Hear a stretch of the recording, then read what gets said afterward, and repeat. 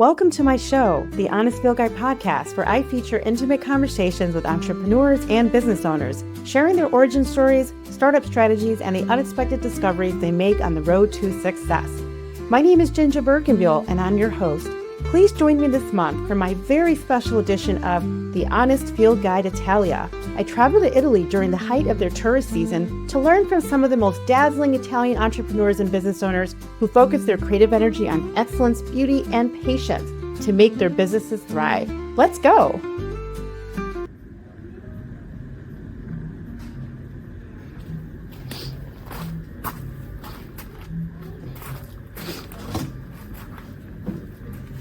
Hey everybody, my name is JinJa Birkenbeuel. I am the founder and host of the Honest Field Guide podcast. I'm so excited today because I am here at the Casa Flora, the House of Flora, the Hotel Flora in Venice, Italy. And I'm really thrilled to be interviewing Gioele Romanelli, who is the third generation owner of this hotel property as well as some others. And we're going to talk today about how they did it, what's so exciting about it, and let's look at how beautiful this hotel is. So I really appreciate you joining me. You could be anywhere, but you decided to come here today. So let's get going. Hi. Hi. Welcome. Thank you. That was my little introduction. So. Okay, good. Yeah. So first of all, thank you for hosting this because it was so last minute when I came here and I saw how beautiful the hotel was. And I did a little research and I was like, oh my gosh, I think this is a family run business. And everyone knows that is my passion. I love family owned businesses. I love entrepreneurship. I love people that decide they want to be independent and they're just like not going for the big things, the giant things. Not saying this isn't giant, but they're not following the path of the corporation and they're keeping their generational wealth within, and I really love that. So that's kind of what I'm interested to talk to you about. And all of my listeners know that is all I care about because everybody's trying to figure out how they can, stay relevant. And actually, to be honest, a lot of people want to know how to start a business. They want to know how to start, So I guess before we get going, we should toast, right? Maybe the toast. With pleasure, What is this wine we're drinking right here? This is a Specogna. This is from Friuli, which is a region just next to Veneto, our next region. It's very famous for wines. And it's what also we try to do is just to, let's say, promote wines which are in the area, which is something also to be focused on small family business, and that's the same we do also with wines. And so cheers to Venice and Italy. Ooh, it's delicious. Like it? I've never had this. Yes, what is this considered a rosé? White? It's a white wine. They just leave for a few hours. The color is done for the grapes, which are for a few hours left in the wine, just to give a little bit of color. Wow, it's delicious. And what's the name of the wine again? Specogna. And you're saying that's a family? It's a small wine. Then, in case I will show you, we'll ask for the bottle. I would love that. And yes, it's a small production. I mean, not that one of those like industrial. And from a region that we particularly like, as I told you, because Friuli is talking also about business, about family business. Friuli is a region which is famous in Italy for their passion and their dedication for work. I mean, for work for their lands.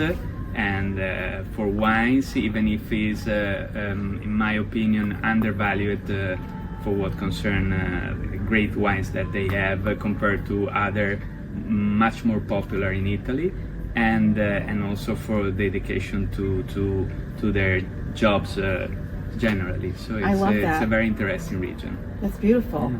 Why don't you talk a little bit about who you are, how many people in the family run the business, and that would be helpful. With pleasure. So I'm Gioele Romanelli, and together with my wife Heidi, We manage the Flora now. I'm the third generation.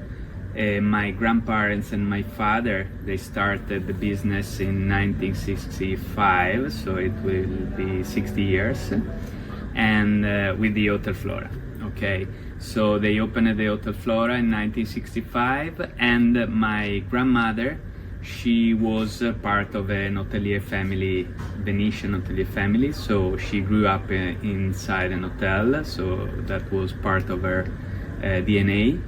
And together with my grandfather, he wasn't an hotelier, he was a photographer, but so they started this small business. First was a smaller hotel of like 15 rooms, and with my father, it's how they started. Then in the years it grew up little by little, and now it's a 40 rooms hotel, and that's the let's say the historical business.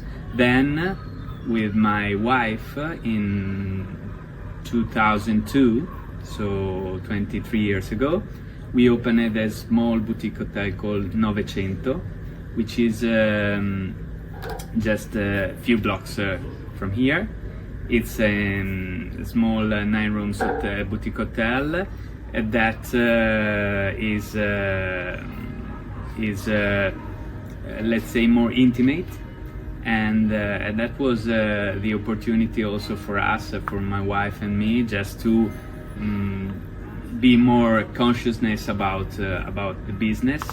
And then in the years we were able to transfer and transmit our philosophy, our idea of hospitality in the whole business. And Casa Flora, which is a design apartment, is the last project that we opened in 2017.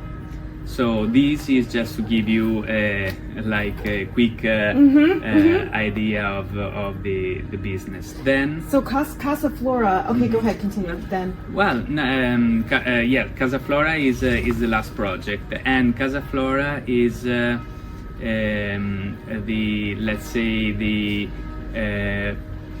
more mature, if I can say, business project, because it's contemporary, and gave us the opportunity to also rethink about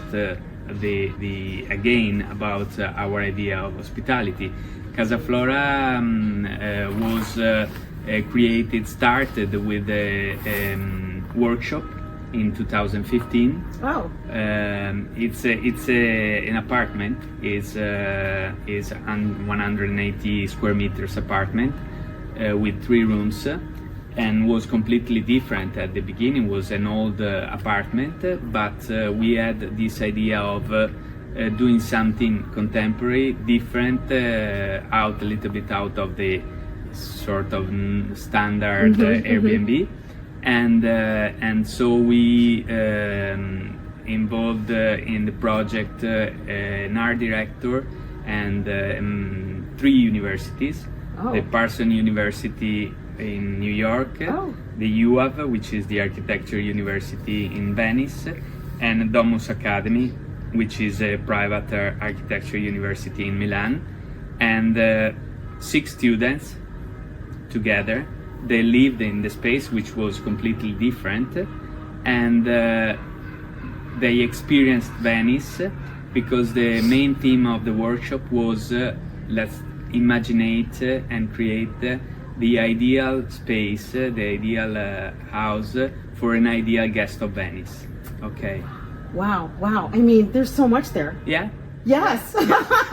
I'm like, what? Oh my God! How did I stumble into this amazing thing? Like, this is so great. But so let me just back up a little bit. Yeah, so yeah. So did you grow up watching your grandfather work in the hotel? Absolutely, yeah. So you were like little, here. like running around watching him work. And what about your mother? What was she doing? No, my mother, she didn't participate in the business, and yes, I grew up practically here. That was my second home Here. here at the This Hotel is Flora. like your childhood home. It is, absolutely, 100%. You've never left. No, You've never no, left. no. Are you the only child, or are there more of you? I'm not the only child, but yes, of the first marriage, let's say, Okay, okay. because I'm just the only one taking care of the business. And, So you kind of, I feel like there's always this when I've interviewed second and third and fourth generation, business owners, there's always that one kid, the one kid that loves the business, and the rest are like, I don't want it. Yeah. So you were the one. Yeah. You were the one. I am the one. You were the one. Okay. And did your grandfather know that about you?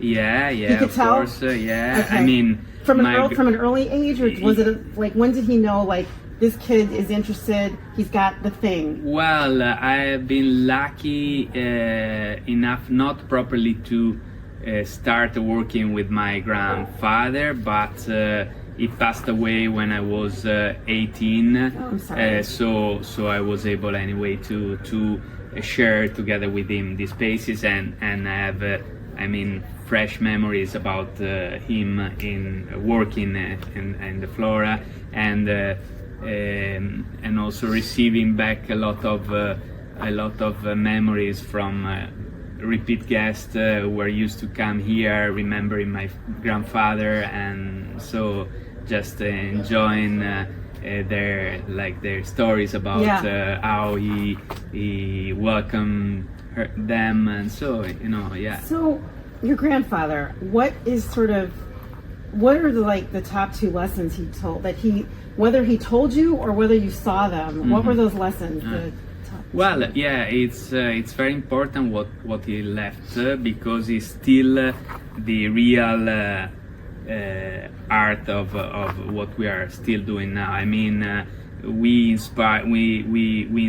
are inspired about his way of hosting, because it was quite unique, and he was used to just to let the guest feel at home, like being in a family. But really, that was something that he really took care about, and that's something that for this reason perhaps became so natural also for me and for my wife, who completely understood and participate in the business, and yes, that's I think the focus was my grandfather and my grandmother, who really took care of their guests. With my father, because my father retired almost let's say 15, 20 years ago, but he also did a great job together with them, and then he took ahead the business, and he also taught me the way of also how much important is to interact also with with people, with creativity, with art, with local culture, and this is a mix of this different also kind of approach, but different, but very, very similar, and very, very, how do you say, collaborative. interactive. So exactly. I love that, because it's like, I feel like you knew I was coming or something. I don't know, it's really weird, but you talk about collaboration, and so this year I was at the Sundance Film Festival. I was covering some of the films, and I could tell the films that had collaboration with artists and designers, and I could tell the films that didn't. And so one of the people I interviewed, they worked on a film that NASA put together, National Geographic, and I asked this question. I'm like, so how did you bring design? How did you find a designer? Like, how did you even know to get one, or how did you build the network? Because I believe that in order to create a vibrant ecosystem that really all the little pieces fit together, you can tell there's like sensitivity and design and vision, and you can see that the symmetry, you can see the details. I don't know how you create that unless you develop these relationships. And I feel like some people don't even know how to develop relationships. So did you inherit relationships from your grandfather and your father, or did you have a third generation vision where you're just like, you know what, we actually need to bring some other people here to help us think about, the details, but also think about how do we teach our clients that come in to stay here about not using plastic, right? I mean, so can you talk about how you got to that big design place? Because you mentioned earlier that you did some work with Parsons and your students doing an internship. I mean, that's amazing. Well, thank you. And it's a sort of mix of things, because I learned from my grandfather, and especially differently also from my father, how important relations are. And historically, traditionally anyway, the Flora was recognized and was the hotel of many artists in the past. I mean, traditionally during the Biennale, the Art Biennale, and in particular periods, Venice, of course, was a capital for art and culture, in the past even more, and for this reason the hotel was already lived by artists and creative people, and this is something that I grew up with. And then of course I tried to find my own way of communicating and communicate, and that's another project that I didn't mention, which is before Casa Flora. I would say that Casa Flora is a sort of physical representation of this project, which is an editorial project, is a sort of online magazine called Inside Venice. And Inside Venice we created together with my wife when we opened Novecento, so means 2002. First we thought how to recreate that kind of personal relation with our guest, but in a sort of more contemporary way. Was 2002 was not, was just it was different, and before the internet. Was kind of the first, first test. Not 2022. No, 2002, yeah. And was the way Inside before the Venice. Inside Venice was a blog, was just a very simple website where we just tried to share with our guests. So did you own the domain? Yes. Wow. Venice, honestly, I just have to stop you for a second. I had no idea I was going to have this conversation. I swear to God, this was not planned. I knew I was going to talk to someone, but I didn't know the extent of this super intelligent being next to me. I feel so. I was supposed to be here, is what I'm realizing. I was meant to be in this place. So go ahead. So you got the domain in 2002. Yes, in 2002. And so then you were InsideVenice.it. It was just the intention of create a relation with our guests even before they arrived in the hotel. Exactly. Just to give them our personal version, our personal vision, tips about Venice, how to live Venice, being in a friend's house. But let me.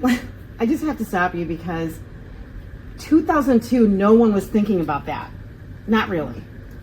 I mean, I just think people don't understand how, to me, that was pretty innovative, different, pretty transformational in 2002 to be saying, oh, I'm going to put this webpage together and I'm going to let people know. I don't even know if everyone was on the internet in 2002. So not only was it sort of an innovative approach, but you also were thinking, well, I'm probably going to get the innovative people, which oftentimes are builders and creators and designers, because they're curious. They're always looking at things. Yeah. So I kind of feel like I kind of want to ask you. So you built this website, but you grew up in the hospitality industry. Yeah. So did you get it? Were you sort of getting insights from like the big guys, like the Hiltons or something? I mean, how did you get to the place of saying, my wife and I were going to build this? Like, well, you didn't go to school for this, right? And you didn't go to school for design and architecture and marketing. I started honestly. I started architecture, but I didn't finish. You know what, everybody? This architecture thing, I feel like architecture is the core of success as a creator. I'm beginning to feel this way. I just did 1 year of architecture, Okay, but then same time I started working seriously in the hotel, and I decided to do one thing in a good way. But of course, architecture remained one of my passion. And that's why. And but it was really, the idea was the intention to reproduce in a contemporary way at that time the welcoming of my grandfather, in terms of trying to include the guests in a sort of family house, giving them all the tips, personal tips, introducing them to the real Venetian life. And that's something that grew up with us, with my wife and me, and we were able, step by step, because of course it was a different work, like maintaining a website out of the website of the hotel, and he grew up with us, and we were able to get to what the Inside Venice is right now, which is still a personal project. Is it? Beside project of our family, where we are able to produce contents and tell stories about Venice, Venetians, people who love Venice, and create a sort of a network, a community of people with the same kind of approach, not only to Venice but to life. And that's talking about sustainability. That's also something that we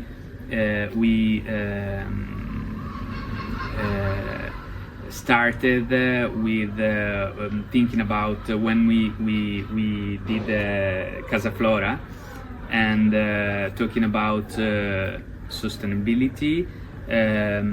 We thought that could be interesting and smart, just to being in the hospitality business. I think that we have also a responsibility for what we are able to transmit, to communicate to the guests of Venice. I mean, people who are coming to Venice, they could be even more and more consciousness about Venice, what Venice really is, and its fragility, and if you're able to communicate this to all the guests of Venice, it would be better. I mean, it could be something better for the city, for the environment, for the ecosystem, which is so fragile in Venice.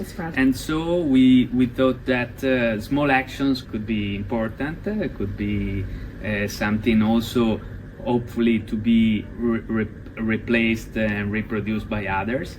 And so we thought that one could be just talking about Venice and something unexpected, which is the tap water. As I told you yesterday, tap water in Venice is one of the best water that you can have in Italy. It was delicious. I took it out. I drank out of the sink. It was delicious. I've never done that at a hotel. I never drink out of the hotel tap. Of course, but I did because of what you told me. I did it because this is something so unexpected, and we realized that people also think that being in Venice can be risky, because you think about the water of the canals, and so it's a sort of strange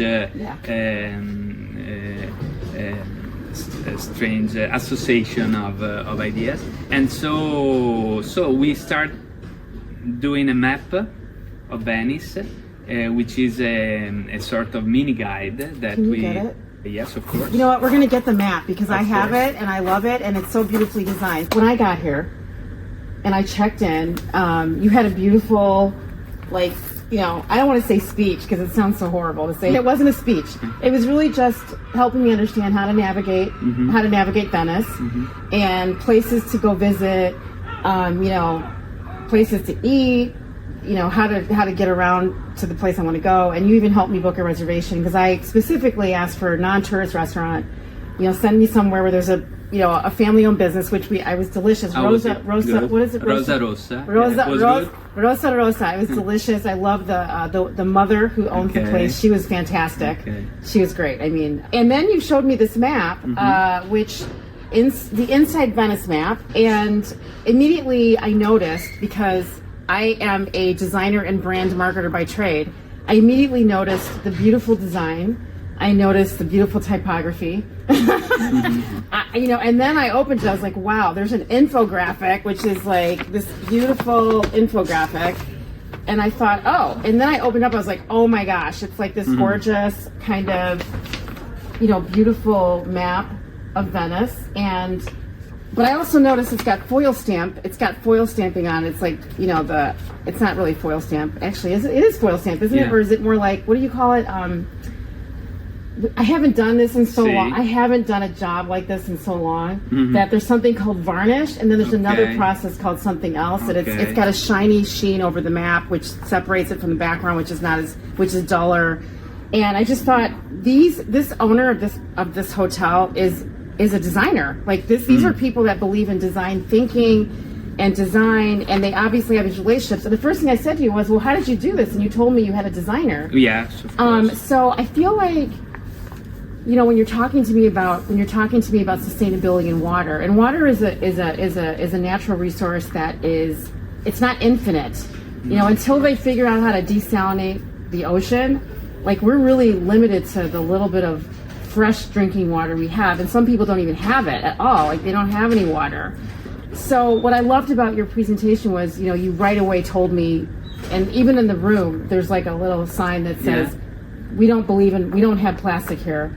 This is tap water, and it's a beautiful presentation of a beautifully designed bottle, which I imagine you designed the bottle, right? No, but somebody did. We did it. You Yes, worked with someone to get this design. So all these little details mean something. So with the sustainability conversation, did you bring people in from kind of environmental students or something? You know, we are, I think, lucky enough to. I always tell, and I realize more and more, that Inside Venice for us was also an opportunity to get in touch with different kind of people. Okay. And you know, and this is the reason why we have been able, and we are still able to have a conversation, different kind of conversation in different kind of themes, which are out of our daily, you know, and not talking only about hotels, about the like numbers and about. Oh, you mean the revenue and the budget? Revenue. Where are we? Exactly, third quarter, fourth quarter numbers. Exactly. So exactly. We all know about that. So for this reason, also now, Inside Venice for us. Is a great opportunity to get in touch with different people and different generation, because this is also very important for us, because I see that I have lots of friends, Venetian friends, and that's a risk for Venice. What's the risk? The risk is that in our generation living in Venice after, like, when you are 50s and you live in Venice all your life, the risk is to get bored, to get tired about you know, tourism, about those kind of macro theme, over tourism, mass tourism, and blah blah blah, which is a real problem, of course, but there's a complete different approach if you are a different generation. Okay. So this Inside Venice, is this revenue generating? You can prove it, of course. It's a possibility to talk about our way of doing hospitality. It's a great opportunity to have a particular target of, Sure. of guests. Yeah, So there's I like a lot it. of things which are, of course, a value, Yeah. but it's difficult to calculate. So if I should tell numbers, I should, if I talk Well, I mean, are you running about are these you running things ads with on my it? revenue manager. No, of no, course no. it- Are there ads running on the site? no. Oh, there's no ads. No. Wow. That's Really? of course. That's incredible. Absolutely. It's like pure. Pure. It's a concept. It's just like a. Totally. It's like an altruistic. Totally. We need to. Totally. Wow. I mean, I don't know. I'm from the United States, Mm-hmm. and there's no scenario that there'd be a website like that with no ads on it. There's just no scenario. Like, it's just, America's a business. Yeah. That's America's a business. I mean, there's nothing going on except that. Yeah. Well, there's actually a lot going on except that. But you get what I'm saying. I mean, so, okay, so you have how many hotels? We have Hotel Flora. We have which is 40 rooms. We have Novecento, which is 9 rooms. Is that an Airbnb? Did I hear you say that? Novecento is a townhouse hotel. It's Okay. a boutique hotel. Okay. And Casa Flora, which is the apartment. That's an one it's apartment? One apartment. Just one apartment. 3 rooms. Okay. And kitchen and Oh. dining room. So those are the 3 properties. It sounds like, okay, so you're the 3rd generation, and your father and then your grandfather. Do you have children? Are have. you bringing? have Have you noticed if anybody's interested? Because I have 3 children of my own, and none of them have any interest in anything I'm doing. So a couple years ago, I interviewed the 4th generation owner of the Chicago Blackhawks, which is a hockey team in Chicago, and they're part of the National Hockey League NHL, and they're the Wirtz family, and they actually own a company called Breakthrough Beverage, and so they're basically a liquor distributor. That's really their main business, and it's a huge business. And I spoke to him, and I was like, so, you're running things. He's younger. He's like the younger generation. He's like you. He's taken the Chicago Blackhawks and transformed the entire organization to modernize it and to try to modernize the mindset, right? And I asked him, I'm like, so what was it like growing up? And he's like, we had dinner and all we ever talked about was business. And I saw my mom, I saw all 3 of the men in the family. They didn't, they were all business. And I made a decision not to do that. I was going to be a father first and then run the business, which he's doing, I think, really well. No, well, the older is 22 in 2 days. 22? Oh, okay. And he graduated in tourism and culture in Milan. Oh, And so he's let's say he's taking like a sort of wide way to perhaps one day come and see, but we don't make any kind of You don't do that to pressure. them? No, we don't want to. I'm a bad mama. I'm not good. No, I mean, it's just because we see that is not yet perhaps ready to be physically present. I mean, It because takes a lot, right? it takes a lot, and that's exactly the reason why we don't want to be so. It's a job that really that you really need to love. I mean, because it's required to be in the hotel, like being and comfortable in the hotel every day. Except Lots of problems too lots sometimes. of problems. Lots of problems, yeah. Employers, different things. I mean, every job has its own Yes. problems, but is perhaps it is better that if he's doing his own experiences in different things. He likes the macro theme. I mean, talking about tourism, talking about hospitality. but not yet to be in the hotel. Perhaps it could be more like involved in like the beside projects like the Inside Venice, yes, the marketing and promotion and branding. Promotion. That's something that I would love to be supported by someone first, someone in the family, and second, of course, he studied for this, and now I should of course spend more time out of the business. Did you hear that, son? You need to, your father's calling you. He's calling you, son. And speaking of marketing, so I have to tell the story about how I even found this place. So I use artificial intelligence when it comes to travel. I don't use it for design unless I'm desperate. If I'm like, okay, I just gotta like do something fast. Because I do my ideas on paper. I'm a designer. Yeah. And I use a variety of AI tools. I don't just have one. Mm-hmm. And because I have an agency, I use professional AI tools. So I have the premium tools that cost a lot of money. So I get better experiences with that, right?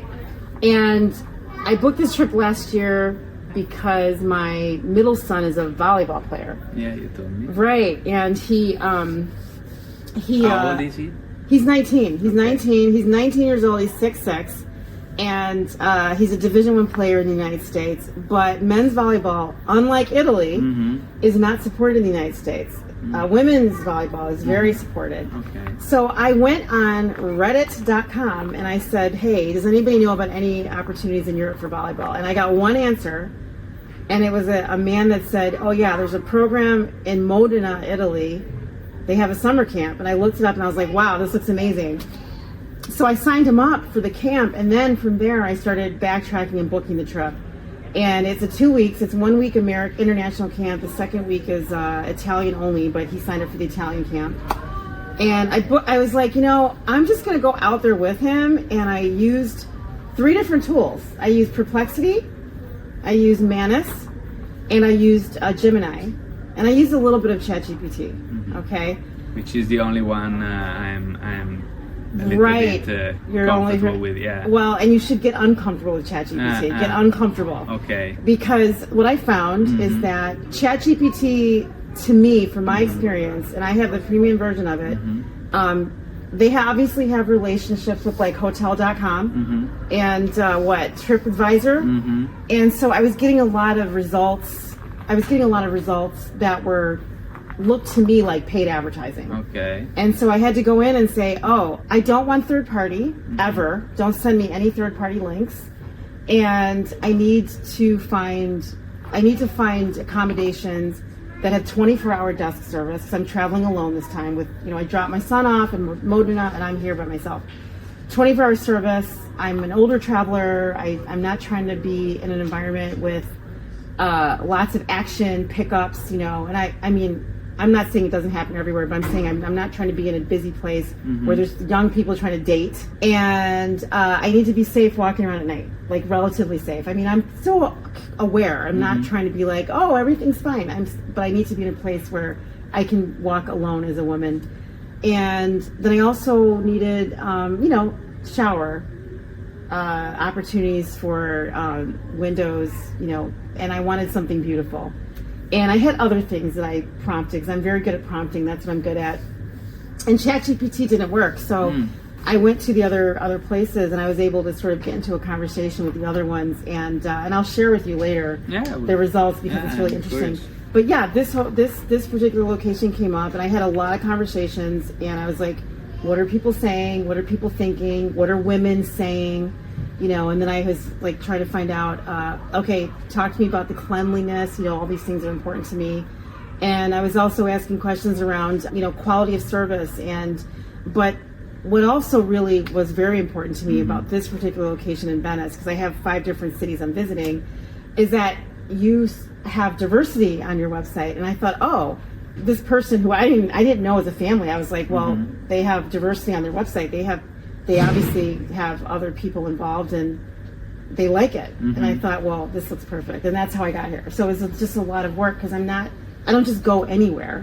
I mean, sometimes I'll go to Hilton because I know Hilton. Hilton's course, American hotel. Standard. It's like, you know, I'm like, I gotta go to the Hilton. Like when I go to Rome, I'm going to a Hilton because Rome is too big for me to not be in a place like the Hilton. Of course. That's just my personal view. Yeah, Other people are like, I'll go somewhere else, but I need to go to Hilton in Rome. And that's kind of how I got here. And I think I'm kind of curious about your relationship with AI because you probably didn't think about the AI tools and their relationship with TripAdvisor and Hotel.com. No, you probably didn't think about that, right? Well, not at all. Well, you should because that's what's happening. Yeah. So I was explaining to someone the other night at dinner at Rosa that, you know, you really can't compete against Hilton. You cannot compete against Hyatt. You can't compete against preferred hotels of the world. You know, you have to find other ways to get attention and to get in these places because the search tools are changing from Google search to people using ChatGPT to book everything.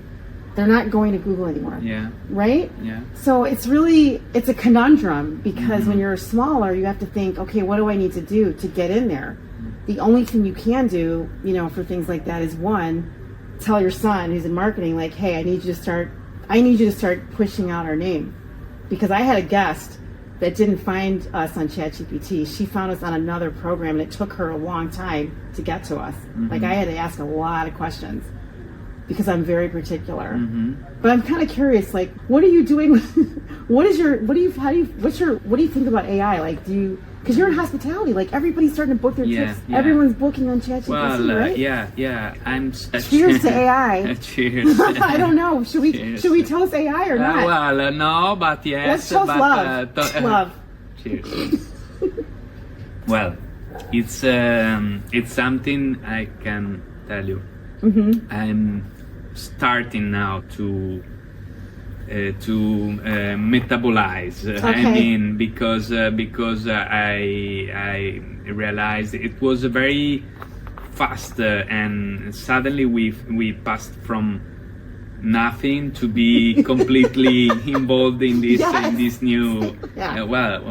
What's happening? Yeah. And so but I need I need to get to the things in step by step. Yeah. So I'm trying to use, for example, now as I told you, the one that I found just for I don't know why exactly, but for example, my daughter she started with ChatGPT, and for this reason I also started from there. And now I was starting discussing with also other people in the hospitality, talking and understanding the opportunities and the good and bad sides of this matter, and it's something that, as you told, something that I need to be more introduced by someone who is. I'll show you. Yeah, with pleasure. I'm really curious about that, and I'm really starting to understand also how to manage, how to find out, and to be inside that the machine in the right. It's not a good. No, I gotta mean, be careful. Yeah, no, gotta be careful. I mean, gotta be careful. you know, you know why you have to be careful? Yeah.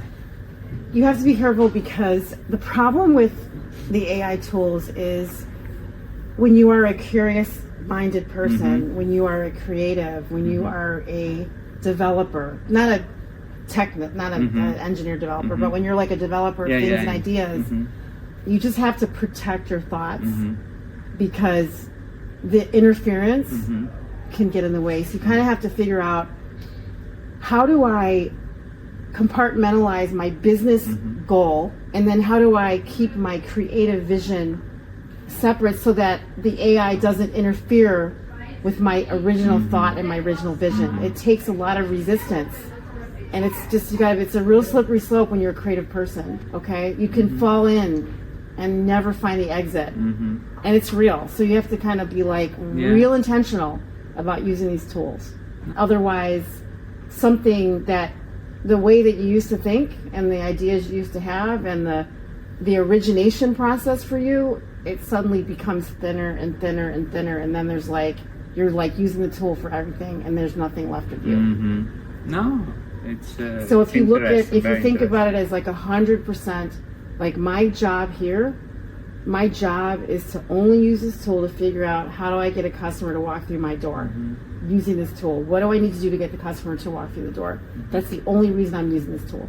So when I go on the tool to book the trip, my only job is to find the hotel that I can be safe and I feel comfortable and it's clean and it's nice and it's beautiful and it fits my vibe, right? And I'm not trying to do anything else. So it's hard to do that. It's hard. No, it's hard to do. It's hard to understand. It's hard to remain coherent. Coherent? With your Coherent, right? Is that what you're trying to say? Yeah.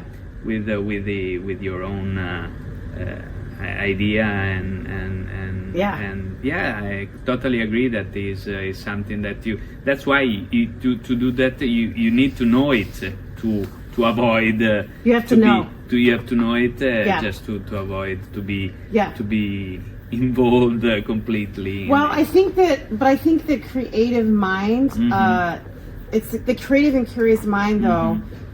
We are susceptible because we're curious. That's what I'm trying to say. So that's why you have to be careful of that for yourself and your wife, who's the co-owner of your business, obviously. You know, this has been so great. I had no idea. I mean, honestly, I feel like that's why the research is good, because I got here and here I am talking to you in this wonderful conversation. It's been so beautiful. What else would you like to tell me? What else would you like to say about, what do you want people to know about Casa Flora and Hotel Flora? What do you want people to know about what you're doing here? Well, what I think that the good thing of the three projects, for talking about also Inside Venice, are coherent with the idea of being anyway in Venice with a little bit more of consciousness about where you are. This is the most important thing, and this is what we like to develop. Okay, that's our goal, is just to keep going, and from one side with Inside Venice keep feeding and developing a sort of community, which is done by not only by Venetians but only done by our own guests who become part of that community, even if they don't live in Venice. Is this an invitation? I feel like you're inviting me. Well, of course, it's inviting me. It's yes, a Joelle's sort inviting of me. it's a sort of opportunity to live Venice with something a sort of stricter link with the city, and a consciousness that also is an opportunity for you to be a sort of ambassador of a, let's say, a positive, differently positive narration of Venice, which is something that we really need, because in Venice what we really need is just to invert a little bit the how do you say, narrative of the city. Tell me what you mean by that. What should it be instead? Talking about Venice now, the media seems that they're really always looking for sort of bad news about Venice. Like, you mean like let's not mention him. No, don't say him, the guy that was just here. We're not going to say that. But what do you mean? Like, because I love that you're saying this, because I actually just did a post that I shared on LinkedIn, and I was specifically talking about, it's very easy to follow. Oh, it's gonna not. Are you gonna knock over my? It's gonna knock over my camera. I was like, it's very easy to rely on the influencers who are just going to the beach or taking a photo on the bridge or going to the the Rome, and it's easy to do that. I said, but I'm not. That's not the way I like to travel. No. I like to travel and meet people like you, and I really love talking to the business owners, because they've decided to set up shop in a location, and they're committed to whatever it is they're building, and I love that. And I feel like that's the narrative that I want to hear, but that's a business narrative, right? So your narrative is a little bit broader than that.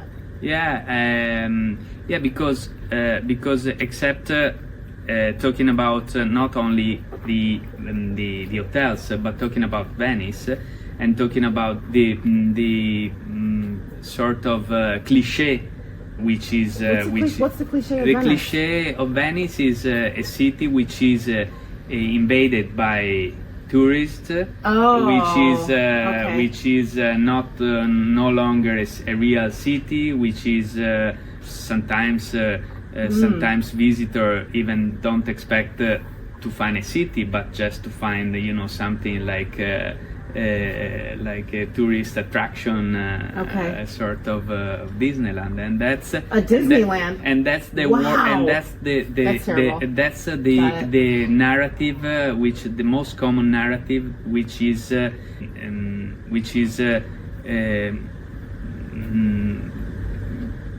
it's insulting. Used yes, it's insulting. And what we are doing instead is opposite, to create a positive, real but positive story about Venice, Venetian tourists in a positive term, because also that's also something really bad, because now talking about the tourist is a sort of bad word, Is it?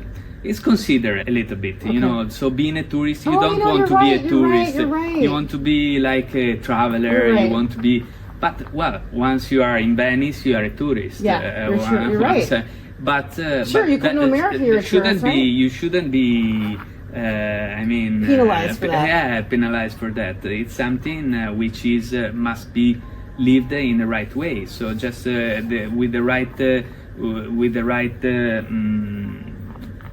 level of consciousness about where you are going, what really is the place that you are visiting, and what means to visit that place. And that's something that we are promoting, not only in the hotels, but also with Inside Venice. And all together, this is a sort of a small community which is always ready and happy to welcome new sort of temporary residents. So I like once that. you're here, you are living Venice.